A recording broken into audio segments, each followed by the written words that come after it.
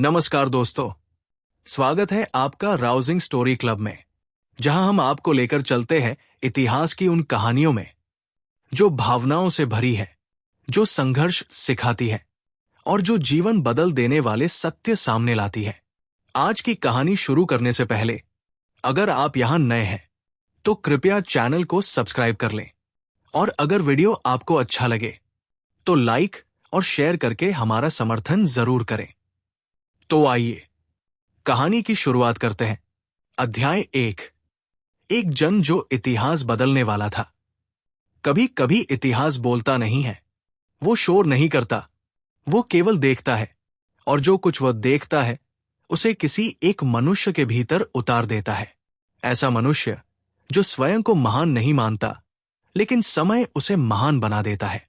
आज की कहानी ऐसे ही एक मनुष्य की है जिसने अपने जीवन में कभी तलवार नहीं उठाई, लेकिन हजारों तलवारों के पीछे छिपी मानसिकता को शब्दों में उतार दिया। जिसने युद्ध नहीं लड़ा, लेकिन युद्ध को मनुष्य की सबसे गहरी कमजोरी के रूप में समझा। ये कहानी है महर्षि वेदव्यास की। ये समय बहुत प्राचीन था। भारतवर्ष केवल एक भूगोल नहीं था, बल्कि विचारों का देश था। यहां जीवन केवल जीने का साधन नहीं था, बल्कि समझने की प्रक्रिया था। ये तप का देश था, संयम का देश था, आत्मचिंतन का देश था। लेकिन धीरे धीरे ये संतुलन बिगड़ने लगा। राजाओं के पास असीम शक्ति इकट्ठा होने लगी, पर आत्मसंयम कमजोर पड़ता गया।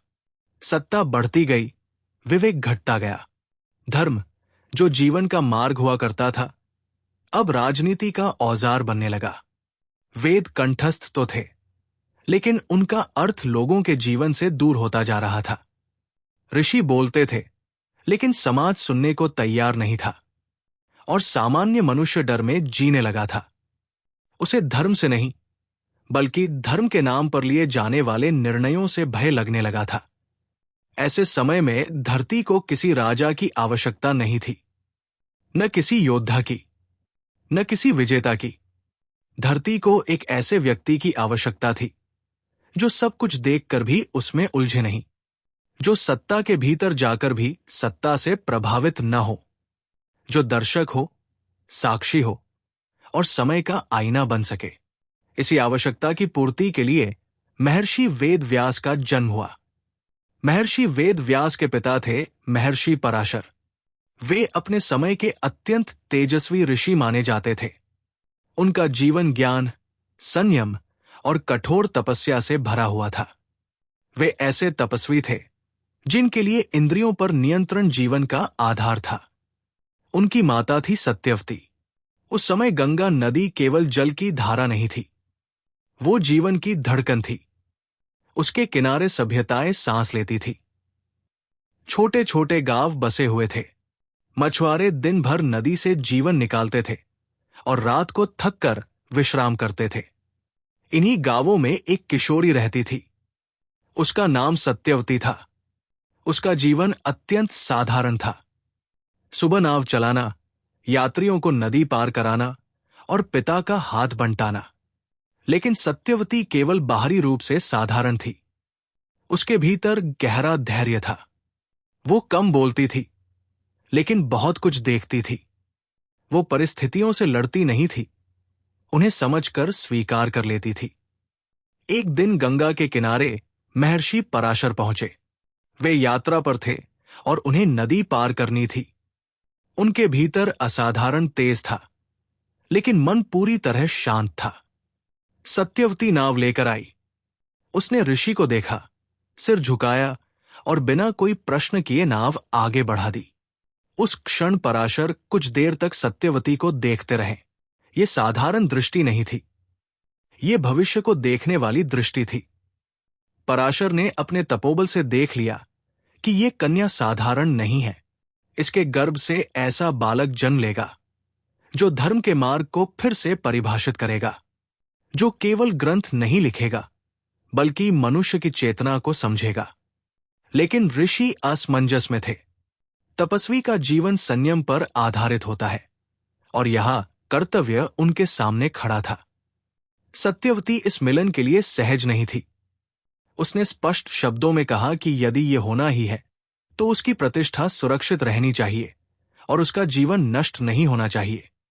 ये भय नहीं था, ये एक समझदार स्त्री का व्यावहारिक निर्णय था। पराशर ने उसकी बात स्वीकार की। उन्होंने अपने तपोबल से एक अद्भुत व्यवस्था रची। नदी के बीच एक छोटा सा द्वीप प्रकट हुआ। चारों ओर घना कुहासा छा गया। न कोई देख सकता था, न कोई सुन सकता था, क्योंकि ये जन्म साधारण नहीं था, ये इतिहास से जुड़ा हुआ जन्म था। उसी द्वीप पर बालक का जन्म हुआ। न कोई उत्सव हुआ, न कोई घोषणा, लेकिन प्रकृति असामान्य रूप से शांत थी। गंगा की धारा धीमी हो गई थी। पक्षी अचानक मौन हो गए थे। बालक का रंग गहरा श्याम था, इसलिए उसे कृष्ण कहा गया। द्वीप पर जन्म होने के कारण वो द्वैपायन कहलाया और आगे चलकर वेदों का विस्तार करने के कारण वो वेद व्यास कहलाए। जन्म लेते ही बालक रोया नहीं, उसकी आंखें खुली हुई थी। ऋषियों ने इसे असामान्य संकेत माना। पराशर ने बालक को देखा और समझ गए कि ये पुत्र सामान्य जीवन नहीं जिएगा। कुछ ही समय में ये बालक युवा जैसा दिखाई देने लगा। पुराणों में ये वर्णन प्रतीकात्मक रूप में आता है। इसका अर्थ ये है कि उसका बौद्धिक विकास सामान्य से कहीं अधिक तेज था। उसने अपनी माता से कहा कि उसे वन जाना है। सत्यवती कुछ पल मौन रही। उसने कोई विरोध नहीं किया। वो समझ गई थी कि ये पुत्र उसका नहीं है, ये इतिहास का है। विदा लेते समय वेद व्यास ने वचन दिया कि जब भी माता उन्हें पुकारेंगी वे उपस्थित रहेंगे। यही वचन आगे चलकर हस्तिनापुर की कथा को जन्म देगा। सत्यवती का जीवन राजनीति की ओर मुड़ गया। वे राजा शांतनु की पत्नी बनी और हस्तिनापुर की महारानी। लेकिन वेद व्यास राजमहल नहीं गए। उन्होंने वन को चुना। ये अलगाव पीड़ा नहीं था, ये वैराग्य का संकेत था। वेद व्यास का बचपन अन्य बच्चों जैसा नहीं था। वे खिलौनों से जल्दी ऊब जाते थे। उन्हें नदी के किनारे बैठकर जल को देखना अच्छा लगता था। वे घंटों आकाश को देखते रहते थे और फिर प्रश्न पूछते थे, मनुष्य इतना दुखी क्यों है? शक्ति मनुष्य को अंधा क्यों बना देती है? गुरुओं ने समझ लिया कि ये बालक केवल जानकारी नहीं चाहता, ये जीवन का अर्थ जानना चाहता है। कम उम्र में ही वेद व्यास को वेदों का गहन अध्ययन कराया गया। उन्होंने ऋग्वेद, यजुर्वेद, सामवेद और अथर्ववेद का अध्ययन किया। लेकिन वे केवल याद नहीं करते थे, वे हर मंत्र के पीछे उसके प्रभाव को खोजते थे। वे पूछते थे कि यदि वेद इतने महान हैं, तो आम मनुष्य इतना भ्रमित क्यों है? जैसे जैसे वे बड़े होते गए, उनका झुकाव और अधिक वन की ओर बढ़ता गया। राज्य, समाज और राजनीति से वे दूरी बनाने लगे। उन्होंने एकांत को चुना। कभी कभी वे कई दिनों तक मौन रहते थे। वे ध्यान करते थे, विचार करते थे और स्वयं से संवाद करते थे। वन में रहते हुए वेद व्यास ने एक सच्चाई देखी। ज्ञान बहुत ऊपर बैठ गया था और समाज नीचे अकेला खड़ा था। वेद कुछ लोगों की संपत्ति बन चुके थे और आम मनुष्य धर्म से डरने लगा था। यही वो क्षण था जब वेद व्यास ने अपने जीवन का सबसे महत्वपूर्ण प्रश्न पूछा, क्या ज्ञान का उद्देश्य केवल श्रेष्ठ बनना है या उपयोगी बनना? इस प्रश्न ने उनके भीतर नई दिशा पैदा की। उन्होंने समझ लिया कि यदि ज्ञान समाज तक नहीं पहुंचा तो वो बोझ बन जाएगा। यदि धर्म डर पैदा करेगा तो वो मनुष्य को तोड़ेगा।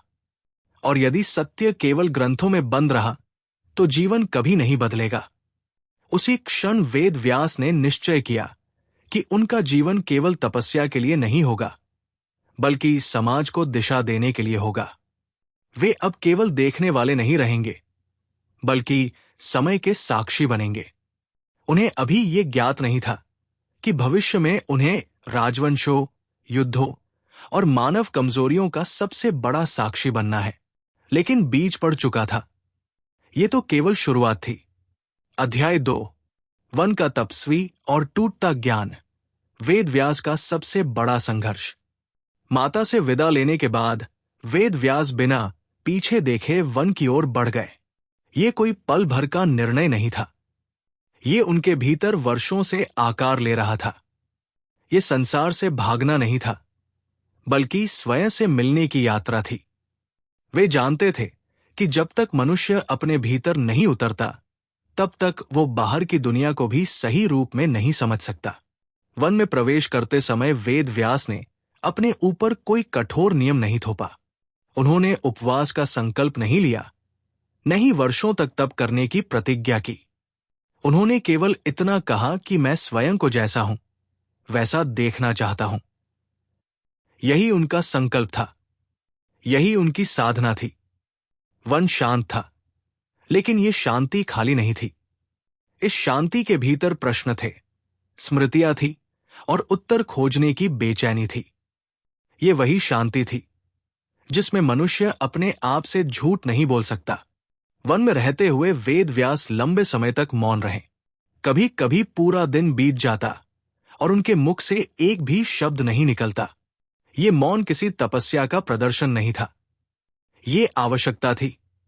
शब्द उन्हें अब उलझाने लगे थे। धर्म, अधर्म, कर्तव्य, त्याग, ये सभी शब्द थे, लेकिन इनके पीछे छिपी जीवन की वास्तविकता धुंधली हो चुकी थी। वेद व्यास उस वास्तविकता को शब्दों से पहले अनुभव करना चाहते थे। कई बार भूख लगती, शरीर भोजन की मांग करता, लेकिन वेद व्यास तुरंत भोजन नहीं करते थे। वे उस भूख को ध्यान से देखते थे। वे स्वयं से पूछते थे कि ये आवश्यकता है या आदत। धीरे धीरे उन्होंने ये समझना शुरू किया कि शरीर आदतों से चलता है और मन भय से। ये खोज उनके लिए बहुत महत्वपूर्ण थी, क्योंकि उन्होंने देखा कि अधिकांश निर्णय विवेक से नहीं, बल्कि भय और आदत से लिए जाते हैं। वन में रहते हुए वेद व्यास वेदों का अध्ययन करने लगे, लेकिन इस बार उनका दृष्टिकोण पूरी तरह बदला हुआ था। अब वे मंत्रों को केवल उच्चारण योग्य पंक्तियां नहीं मानते थे। वे हर मंत्र के प्रभाव को देखते थे। वे पूछते थे कि यदि ये मंत्र इतना पवित्र है, तो इसे सुनकर मनुष्य का आचरण क्यों नहीं बदलता? यदि ये ज्ञान सत्य है, तो समाज में इतनी हिंसा और भ्रम क्यों है? ये प्रश्न उन्हें भीतर तक बेचैन करता रहा। कभी कभी वे वन से बाहर निकलते और आसपास के गांवों में जाते। वे ऋषि के रूप में नहीं जाते थे, बल्कि एक साधारण यात्री की तरह। वे लोगों को देखते थे, उनके जीवन को समझते थे। वे देखते थे कि किसान दिन रात परिश्रम करता है, लेकिन निर्णय उसके हाथ में नहीं होता। वे देखते थे कि स्त्रियां घर संभालती है, परिवार को जोड़े रखती है, लेकिन उनकी राय को महत्व नहीं दिया जाता। वे देखते थे कि लोग धर्म का नाम लेते हैं, लेकिन दया और करुणा भूल जाते हैं। वेद व्यास ये सब बिना कोई टिप्पणी किए देखते रहे, क्योंकि वे जानते थे कि बोलने से पहले देखना और समझना आवश्यक है।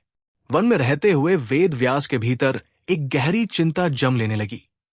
ये चिंता उनके अपने मोक्ष के लिए नहीं थी, ये चिंता ज्ञान के भविष्य के लिए थी।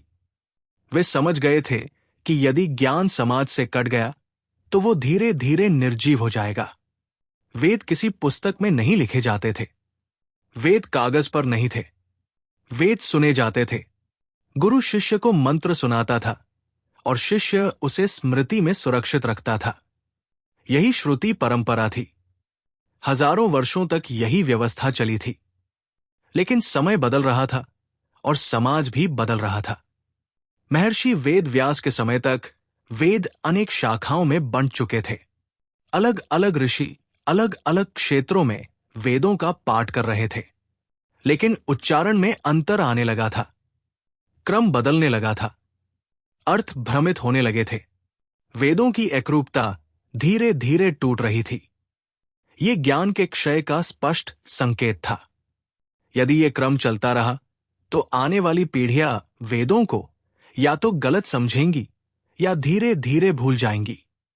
वेद व्यास केवल तपस्वी नहीं थे, वे समय और समाज के गहरे पर्यवेक्षक थे। उन्होंने समझ लिया कि ज्ञान तभी जीवित रहता है जब वो व्यवस्थित हो। यदि ज्ञान बिखरा रहा, तो वो समय के साथ लुप्त हो जाएगा। यहीं से उनकी ऐतिहासिक भूमिका का आरंभ हुआ। वेद व्यास ने कोई नया वेद नहीं रचा। उन्होंने पुराने वेदों में कुछ जोड़ा नहीं। उन्होंने केवल मंत्रों को एकत्र किया, उन्हें विषय के अनुसार क्रमबद्ध किया और उन्हें सुरक्षित परंपरा में रखा। ये रचना नहीं थी, ये संरक्षण और पुनर्संरचना का कार्य था।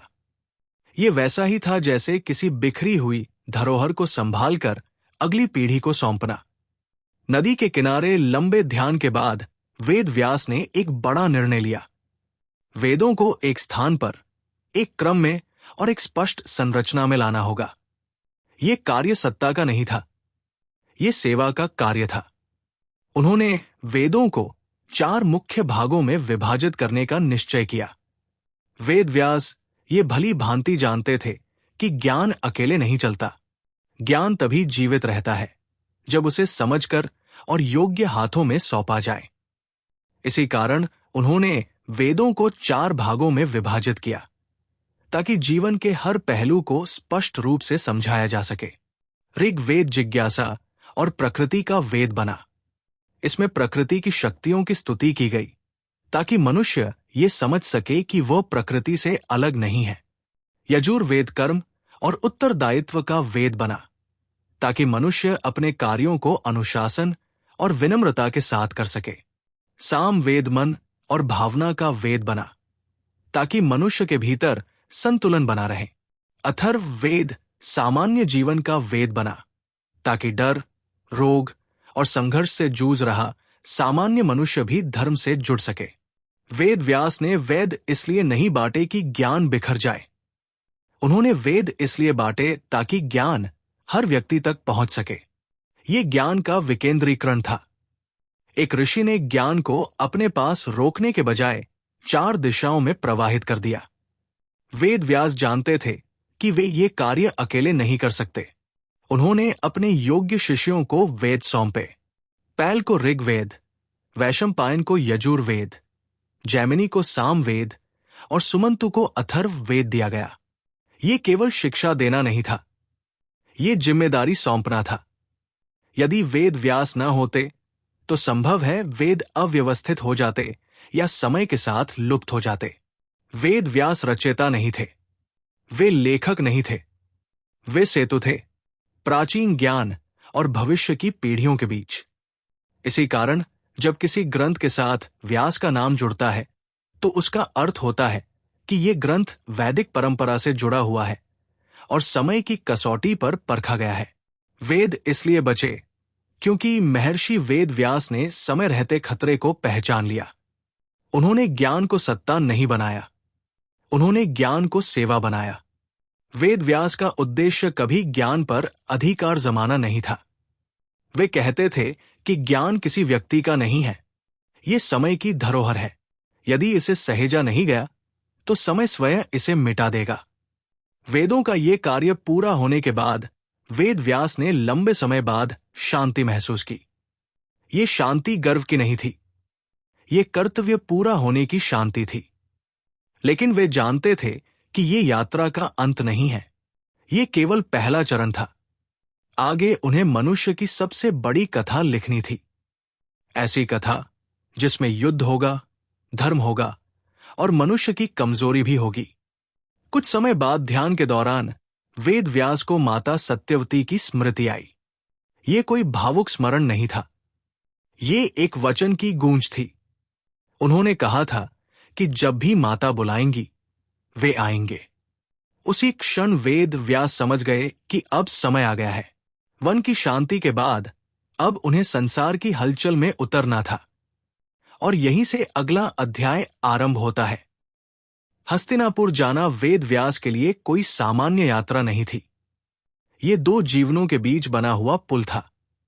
एक ओर उनका वन जीवन था जहां मौन, एकांत और आत्मखोज थी। दूसरी ओर सत्ता की दुनिया थी जहां राजनीति, उत्तरदायित्व और निर्णयों का बोझ था। रास्ते भर वेद व्यास बहुत कम बोले। उन्हें शब्दों की आवश्यकता नहीं थी। वे जानते थे कि ये यात्रा उन्हें शांति से खींचकर इतिहास के केंद्र में ले जाने वाली है। जब वे हस्तिनापुर पहुंचे तो वातावरण भारी था। महल में शांति नहीं थी, बल्कि एक दबा हुआ भय था। राजा विचित्रवीर्य का निधन हो चुका था और राज्य बिना उत्तराधिकारी के खड़ा था। राजमहल के गलियारों में भविष्य को लेकर अनिश्चितता थी। कोई स्पष्ट मार्ग नहीं दिख रहा था। सत्यवती उस समय केवल एक मां नहीं थी, वे एक रानी भी थी। उनके चेहरे पर चिंता साफ दिखाई देती थी। उनकी आंखों में नींद नहीं थी, क्योंकि उनके कंधों पर पूरे राज्य का भार था। सत्यवती ने वेद व्यास को देखा। कुछ पल तक वो कुछ नहीं बोली। वो मौन बहुत कुछ कह रहा था। फिर उन्होंने केवल इतना कहा कि राज्य तुम्हारी ओर देख रहा है। ये कोई आदेश नहीं था, ये मजबूरी थी। ये एक मां की पुकार भी नहीं थी और केवल एक रानी का निर्देश भी नहीं था। ये समय की मांग थी। वेद व्यास चुप रहे। उन्होंने उत्तर देने की जल्दी नहीं की। वे समझ गए थे कि यहां कोई सही निर्णय नहीं है। यहां केवल कम गलत निर्णय लिया जा सकता है। जो भी मार्ग चुना जाएगा, उसकी कीमत चुकानी ही पड़ेगी। वेद व्यास के भीतर एक गहरा तूफान चल रहा था। एक ओर ऋषि का मार्ग था, जिसमें वैराग्य, दूरी और आत्मिक शांति थी। दूसरी ओर वंश का दायित्व था, जिसमें राजनीति, सत्ता और भविष्य की जिम्मेदारी थी। वे जानते थे कि यदि उन्होंने मना किया तो हस्तिनापुर टूट सकता है, वंश समाप्त हो सकता है, और यदि उन्होंने स्वीकार किया तो उनकी आत्मा पर ऐसा भार पड़ेगा जिसे कोई देख नहीं पाएगा। यह धर्म का सबसे कठिन रूप था।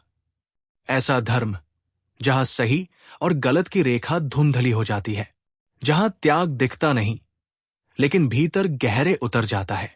अंततः वेद व्यास ने स्वीकार किया, न उत्साह के साथ, न गर्व के साथ। ये कोई विजय नहीं थी, ये एक मौन बलिदान था। ऐसा बलिदान जिसकी प्रशंसा कोई नहीं करता, क्योंकि ये दिखाई नहीं देता, लेकिन इतिहास इन्हीं बलिदानों पर खड़ा रहता है। वेद व्यास जानते थे कि इस निर्णय के बाद उनका जीवन पहले जैसा नहीं रहेगा। वन का मौन अब स्मृति बन जाएगा और राज्य का शोर उनकी वास्तविकता। फिर भी उन्होंने पीछे हटने का विचार नहीं किया, क्योंकि उन्होंने समझ लिया था कि कभी कभी धर्म का अर्थ स्वयं को बचाना नहीं होता, बल्कि समय को संभालना होता है। और इसी क्षण से वेद व्यास केवल ऋषि नहीं रहे, वे इतिहास के अनचाहे सहभागी बन गए। यहीं से हस्तिनापुर की वो कथा शुरू होती है, जो आगे चलकर मानव इतिहास की सबसे जटिल और सबसे गहरी कहानी बनती है। अध्याय 3, हस्तिनापुर का संकट, जहां ऋषि को राजनीति में उतरना पड़ा। हस्तिनापुर बाहरी आक्रमण से नहीं, बल्कि भीतर की कमजोरी से डगमगा रहा था। इतिहास गवाही देता है कि जब किसी राज्य में स्पष्ट उत्तराधिकार नहीं होता, तो विद्रोह, असंतोष और सत्ता संघर्ष अपने आप जन्म लेते हैं। यही नियम उस समय भी लागू हो रहा था। सत्यवती ये बात अच्छी तरह समझती थी। यही कारण था कि उन्होंने अपने वैरागी पुत्र वेद व्यास को राजनीति की दुनिया में बुलाया, जबकि वे जानती थी कि ये निर्णय उनके पुत्र के जीवन को हमेशा के लिए बदल देगा। उस समय नियोग प्रथा एक स्वीकृत सामाजिक व्यवस्था थी। आज के दृष्टिकोण से इसे समझना कठिन हो सकता है, लेकिन उस युग में इसका उद्देश्य व्यक्तिगत सुख नहीं था। इसका उद्देश्य वंश और राज्य की निरंतरता था। यह निर्णय निजी नहीं माना जाता था, बल्कि राजधर्म के अंतर्गत आता था। वेद व्यास इस सत्य को जानते थे, लेकिन जानना और स्वीकार करना दो अलग बातें होती हैं। ज्ञान मन को समझाता है, लेकिन स्वीकार करना आत्मा पर भार डालता है। जब सत्यवती ने वेद व्यास से नियोग का आग्रह किया, तो वेद व्यास तुरंत सहमत नहीं हुए। उनके भीतर गहरा द्वंद्व चल रहा था। एक ओर ऋषि का जीवन था, जिसमें संयम, वैराग्य और आत्मशांति थी। दूसरी ओर मां का आग्रह था और राज्य का भविष्य था। वेद व्यास समझ रहे थे कि यह निर्णय उनके जीवन का सबसे भारी निर्णय होगा, क्योंकि इससे वे स्वयं से दूर और इतिहास के बहुत निकट आ जाएंगे। नियोग के अंतर्गत वेद व्यास का संबंध अंबिका और अंबालिका से हुआ। पुराणों में बताया गया है कि अंबिका वेद व्यास के तपस्वी और तेजस्वी स्वरूप से भयभीत हो गई और उन्होंने आंखें बंद कर ली। परिणाम स्वरूप धृतराष्ट्र का जन्म नेत्रहीन हुआ। अंबालिका भय के कारण पीली पड़ गई और परिणाम स्वरूप पांडु का जन्म शारीरिक दुर्बलता के साथ हुआ। ये वर्णन केवल शारीरिक स्थिति नहीं बताता, बल्कि उस मानसिक अवस्था को दर्शाता है जिसमें भय और अस्वीकार का गहरा प्रभाव पड़ता है। इन दोनों से उत्तराधिकारी जन्म ले चुके थे, लेकिन समस्या यहीं समाप्त नहीं हुई। धृतराष्ट्र नेत्रहीन थे और पांडु शारीरिक रूप से दुर्बल थे। दोनों राजवंश के उत्तराधिकारी तो थे, लेकिन राज्य की दृष्टि से यह स्थिति आदर्श नहीं मानी जाती थी। उस समय राजा से केवल वंश आगे बढ़ाने की अपेक्षा नहीं होती थी, बल्कि उससे पूर्ण शारीरिक और मानसिक क्षमता की भी अपेक्षा की जाती थी। यहीं से तीसरे नियोग का विचार आया। तीसरे नियोग के समय अंबिका ने स्वयं जाने के बजाय अपनी दासी को वेद व्यास के पास भेज दिया। ये निर्णय किसी का अपमान नहीं था, ये भय से लिया गया एक मानवीय निर्णय था। दासी भयभीत नहीं थी, उसका मन स्थिर था। परिणाम स्वरूप विदुर का जन्म हुआ। विदुर राजवंश से बाहर होकर भी सबसे बुद्धिमान, सबसे विवेकशील और सबसे न्यायप्रिय सिद्ध हुए। ग्रंथों में विदुर को धर्मराज का अंश माना गया है। ये इस बात का संकेत है कि महानता जन्म से नहीं, बल्कि चरित्र से तय होती है। धृतराष्ट्र, पांडु और विदुर को देखकर वेद व्यास ने स्पष्ट रूप से देख लिया कि ये वंश महान तो होगा, लेकिन सुखी नहीं होगा। उन्होंने सत्यवती को चेताया कि नेत्रहीन राजा राज्य को देख नहीं पाएगा, दुर्बल राजा राज्य को संभाल नहीं पाएगा और सबसे योग्य राजा बन ही नहीं पाएगा। ये चेतावनी कोई शाप नहीं थी, ये भविष्य का सटीक चित्र था। अपना कर्तव्य निभाने के बाद वेद व्यास हस्तिनापुर में नहीं रुके। वे जानते थे कि यदि वे वहां रहे तो राजनीति उनकी चेतना को प्रभावित करेगी। उन्होंने फिर वन का मार्ग चुना, लेकिन अब वे केवल तपस्वी नहीं थे, वे वंश के निर्माता और भविष्य के साक्षी बन चुके थे। वेद व्यास सीधे हस्तक्षेप नहीं करते थे, वे दूर से देखते थे और घटनाओं को अपने स्वाभाविक मार्ग से घटित होने देते थे। यही ऋषि की भूमिका थी। राजा निर्णय ले, उनके परिणाम भोगें और उनसे सीखें। ऋषि केवल चेतावनी दे और मार्ग दिखाए। इस चरण में महाभारत शुरू नहीं हुआ था, लेकिन उसके कारण पूरी तरह तैयार हो चुके थे। अंधापन, दुर्बलता और विवेक की उपेक्षा, यही महाभारत के मूल कारण बने। वेद व्यास बार बार हस्तिनापुर के राजपरिवार को चेतावनी देते रहे। उन्होंने सत्यवती, धृतराष्ट्र और गांधारी को आने वाले विनाश के संकेत दिए, लेकिन वेद व्यास भाग्य को बदलते नहीं थे, वे केवल मार्ग दिखाते थे।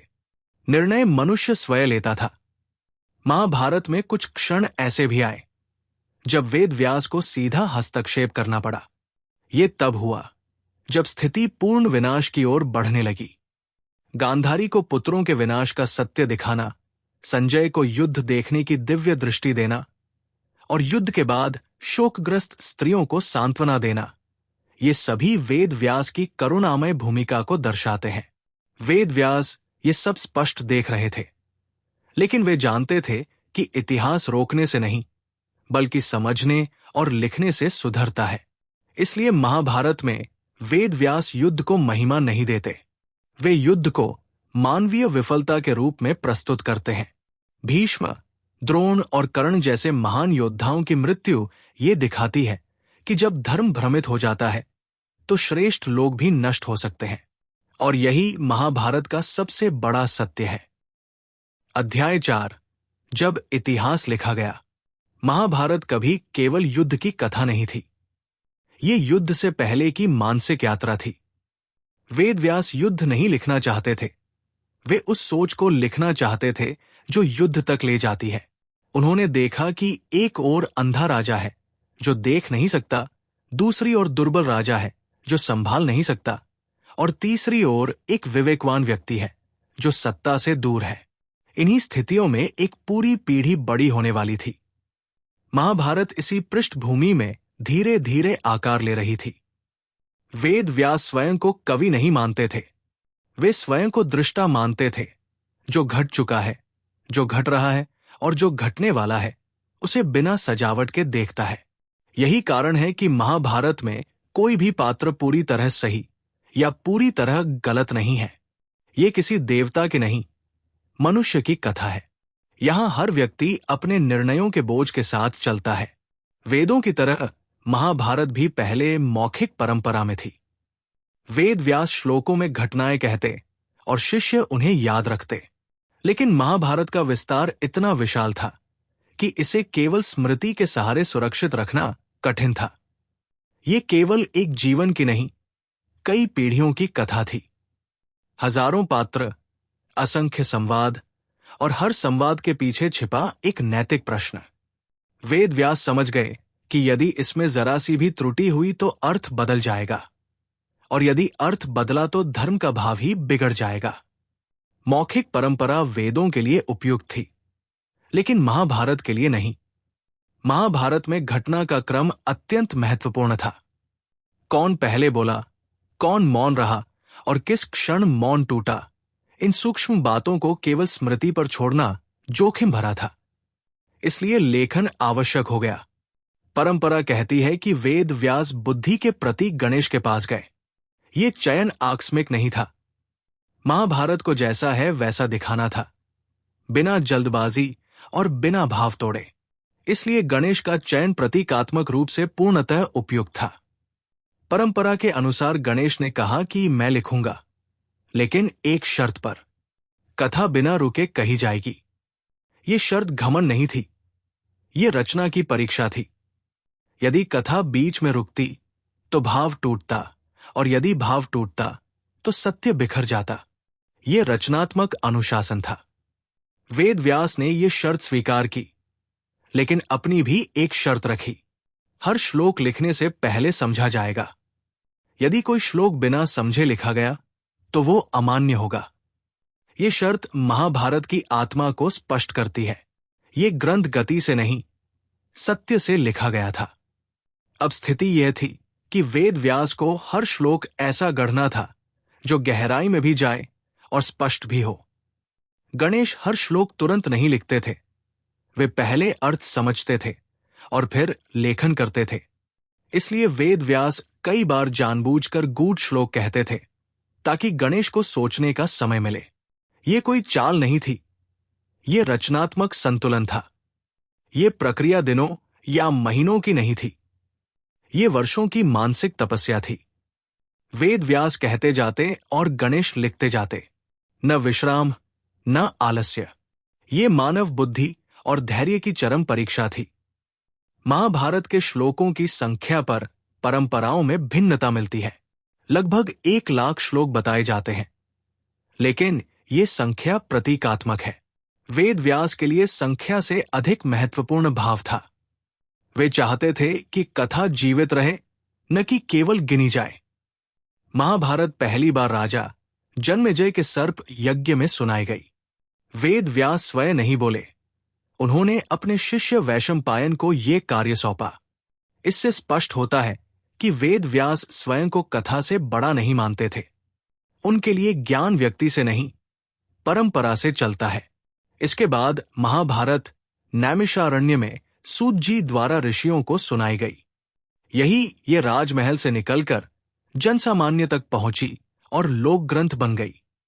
महाभारत में वेद व्यास स्वयं पात्र के रूप में भी आते हैं। ये अहंकार नहीं, जिम्मेदारी थी।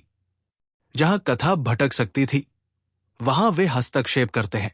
गांधारी को सत्य दिखाना, संजय को दिव्य दृष्टि देना और युद्ध के बाद शोकग्रस्त स्त्रियों को सांत्वना देना, ये सब उनकी करुणा को दर्शाता है। महाभारत भूतकाल के लिए नहीं, भविष्य के लिए लिखा गया था। वेद व्यास जानते थे कि जब समाज फिर उसी मोड़ पर आएगा, तब ये ग्रंथ दर्पण बनेगा। महाभारत लगभग पूरी हो चुकी थी। युद्ध की कथा लिखी जा चुकी थी। राजाओं का अहंकार, भाइयों का संघर्ष और रक्त से भरा इतिहास शब्दों में उतर चुका था। फिर भी वेद व्यास के मन में शांति नहीं थी। उन्होंने कर्म लिखा था, धर्म लिखा था, युद्ध धर्म और राजधर्म की सीमाएं बताई थी, लेकिन भीतर एक खालीपन था। वे सोचते थे कि मैंने बताया कि मनुष्य क्या करता है और कर्म का फल क्या होता है, लेकिन क्या मैंने ये बताया कि मनुष्य क्यों जीता है? क्या मैंने ये दिखाया कि पीड़ा के बीच उसे सहारा कौन देता है? उन्हें लगा कि उन्होंने संघर्ष लिखा है, लेकिन शांति नहीं। नियम लिखे हैं, लेकिन प्रेम नहीं। दंड और परिणाम बताए हैं, लेकिन करुणा नहीं। इसी क्षण उनके आश्रम में नारद मुनि का आगमन होता है। नारद मुनि प्रशंसा नहीं करते। वे वेद व्यास को महान ग्रंथकार नहीं कहते। वे सीधा प्रश्न करते हैं। वे पूछते हैं कि तुमने मनुष्य का संघर्ष लिखा, तुमने युद्ध का विस्तार किया, लेकिन ईश्वर और मनुष्य का जीवंत संबंध कहाँ है? और यहीं से एक नई कथा जन्म लेने वाली थी। अध्याय 5, पुराण की रचना। महाभारत पूर्ण हो चुकी थी। वेद संकलित हो चुके थे। इतिहास लिखा जा चुका था। महाभारत जैसी विशाल कथा संसार के सामने आ चुकी थी। फिर भी वेद व्यास के भीतर शांति नहीं थी। उनके मन में एक खालीपन बना हुआ था।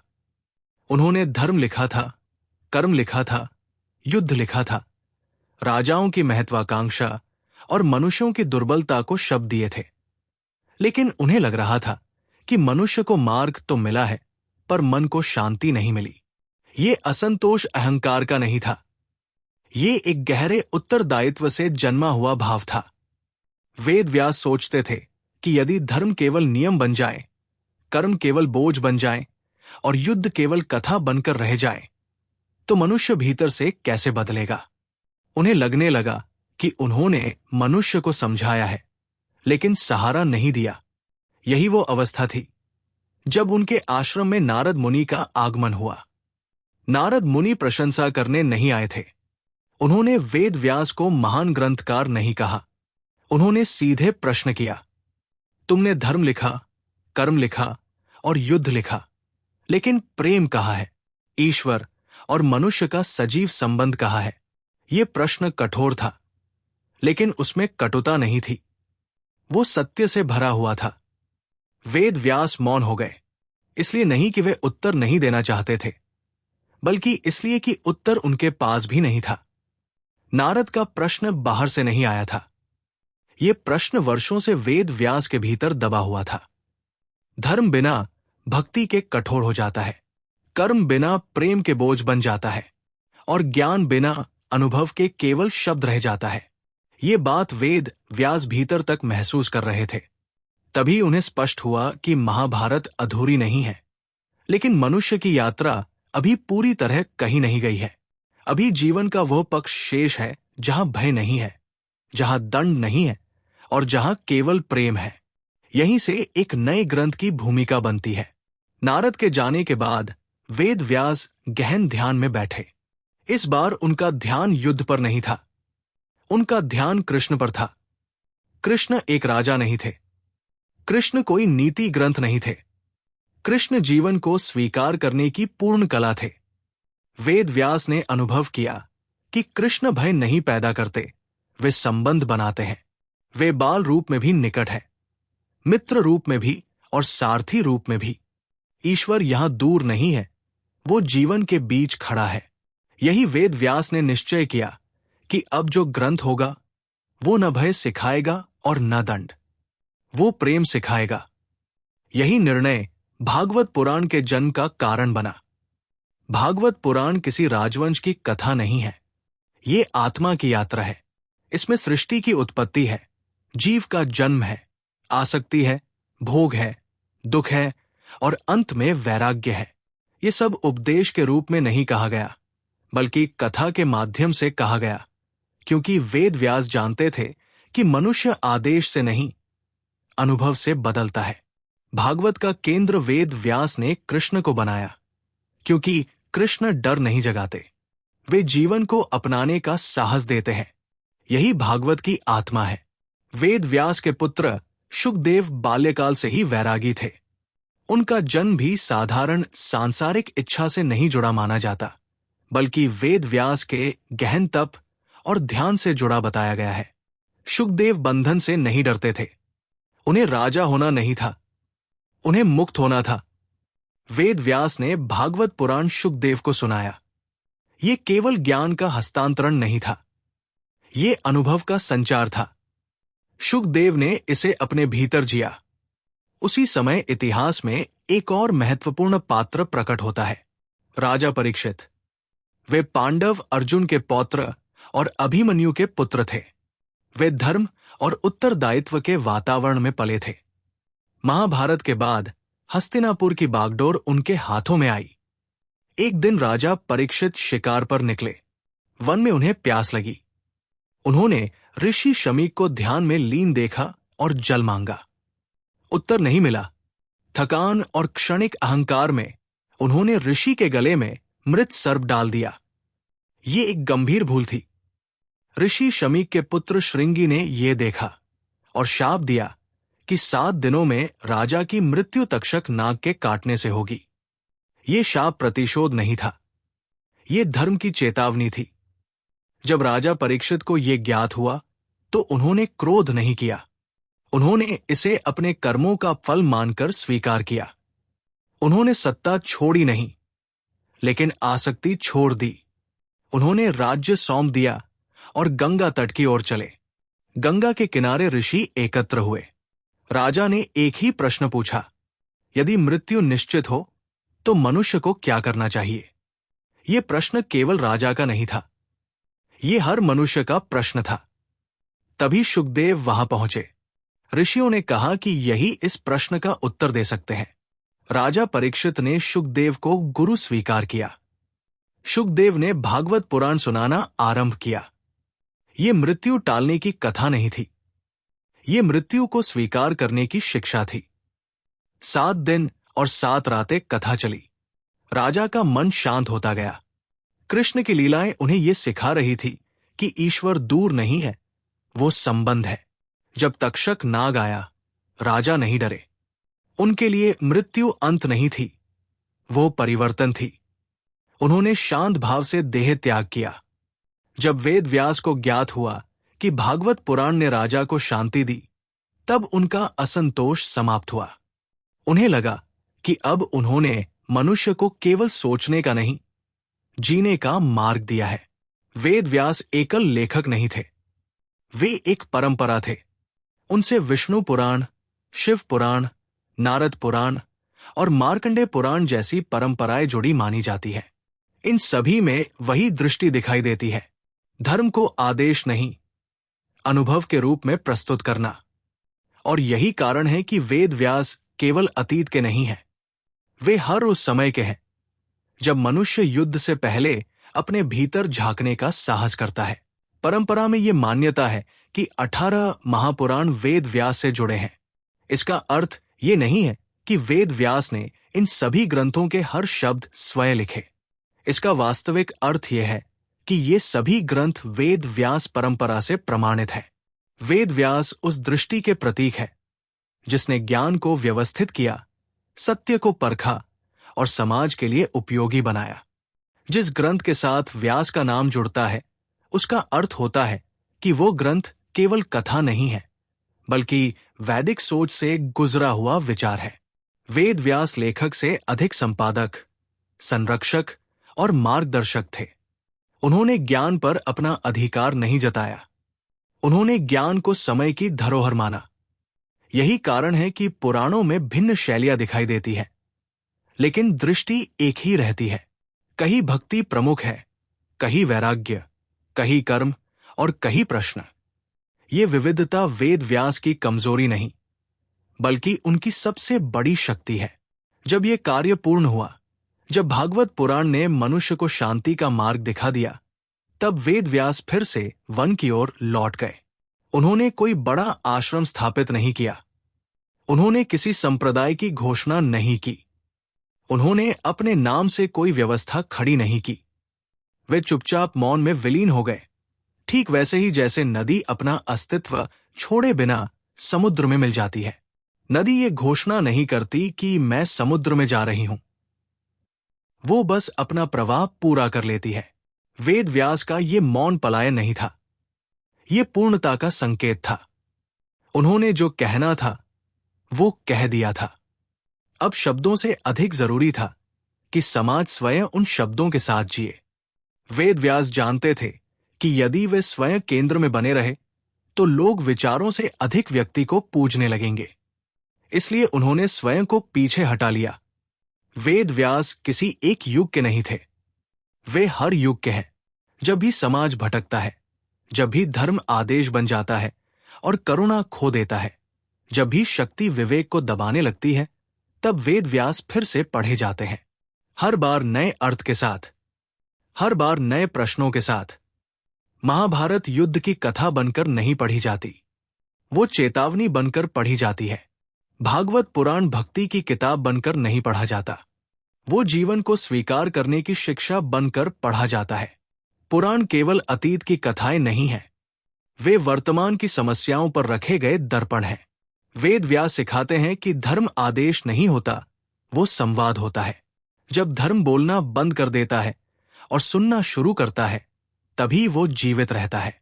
वे सिखाते हैं कि ज्ञान अहंकार नहीं है, सेवा है। जो ज्ञान स्वयं को श्रेष्ठ समझने लगे, वो विनाश की ओर ले जाता है। और वे सिखाते हैं कि भक्ति कमजोरी नहीं है, साहस है। भय से नहीं, प्रेम से ईश्वर को स्वीकार करना ही सबसे बड़ा साहस है। वेद व्यास ये भी सिखाते हैं कि जीवन में हर प्रश्न का उत्तर तुरंत नहीं मिलता। कुछ प्रश्न जीवन भर साथ चलते हैं और वही प्रश्न मनुष्य को भीतर से परिपक्व बनाते हैं। शुकदेव का वैराग्य, परीक्षित की मृत्यु स्वीकृति, गांधारी का शोक, अर्जुन का संशय, ये सब वेद व्यास की दृष्टि के विस्तार है। आज जब मनुष्य फिर उसी मोड़ पर खड़ा है जहां शक्ति तेज है लेकिन विवेक कमजोर है, जहां जानकारी बहुत है लेकिन समझ कम है, तब वेद व्यास फिर प्रासंगिक हो जाते हैं। वे हमें याद दिलाते हैं कि युद्ध बाहर नहीं शुरू होता, वो भीतर शुरू होता है। और शांति भी बाहर नहीं मिलती, वो भीतर जन्म लेती है। वेद व्यास किसी मंदिर में स्थापित मूर्ति नहीं है, वे किसी एक ग्रंथ में सीमित नाम नहीं है। वे एक चेतना है जो हर युग में मनुष्य से पूछती है, तुम सही हो या केवल शक्तिशाली? तुम धार्मिक हो या केवल परंपरागत? तुम जी रहे हो या केवल निभा रहे हो? और शायद यही कारण है कि वेद व्यास कभी इतिहास नहीं बने। वे इतिहास के पार चले गए, वे समय के भीतर नहीं रहे, वे समय की चेतना बन गए। इसीलिए जब भी मनुष्य सत्य की खोज करता है, जब भी वो भय से ऊपर उठना चाहता है और जब भी वो धर्म को प्रेम के साथ समझना चाहता है, तब वेद व्यास स्वयं प्रकट नहीं होते, लेकिन उनके शब्द, उनके प्रश्न और उनकी दृष्टि फिर से जीवित हो जाती है। यही वेद व्यास की सबसे बड़ी विरासत है। जब जीवन पूर्ण हुआ, महर्षि वेदव्यास देह से चले गए, लेकिन वेद जीवित रहे, महाभारत जीवित रहा, भागवत जीवित रहा, और सबसे महत्वपूर्ण, मनुष्य के प्रश्न आज भी उनमें उत्तर खोजते हैं। व्यास पूर्णिमा आषाढ़ मास की पूर्णिमा को मनाई जाती है। परंपरा के अनुसार इसी तिथि को महर्षि वेदव्यास का जन्म हुआ माना जाता है। इसी दिन को गुरु पूर्णिमा भी कहा जाता है, क्योंकि वेदव्यास को भारतीय परंपरा में आदि गुरु माना जाता है। इस प्रकार व्यास पूर्णिमा केवल वेदव्यास का जन्म दिवस नहीं, बल्कि ज्ञान, गुरु परंपरा और आध्यात्मिक उत्तराधिकार का प्रतीक है। आधुनिक जीवन के लिए पहला सबक, केवल सही होना पर्याप्त नहीं, दयालु होना भी जरूरी है। दूसरा सबक, ज्ञान तभी पूर्ण होता है जब वो विनम्रता लाए। तीसरा सबक, मृत्यु से डर नहीं, अर्थहीन जीवन से डरना चाहिए। तो दोस्तों, इसी के साथ महर्षि वेदव्यास की ये कथा यहां समाप्त होती है। आशा है ये यात्रा आपके मन और विचारों को छू पाई होगी। अगर ये कहानी आपको सोचने पर मजबूर कर गई हो, अगर इससे आपने कुछ नया सीखा हो, तो इस वीडियो को लाइक जरूर करें। इस ज्ञान को अपने मित्रों और परिवार के साथ शेयर करें ताकि ये कहानी और लोगों तक पहुंच सके। और अगर आप ऐसी ही तथ्य आधारित, गहरी और प्रेरक कहानियां सुनना चाहते हैं तो हमारे चैनल राउजिंग स्टोरी क्लब को सब्सक्राइब जरूर करें। आपने इस कहानी से क्या सीखा, कमेंट में जरूर लिखें। फिर मिलेंगे एक नई कथा के साथ। धन्यवाद।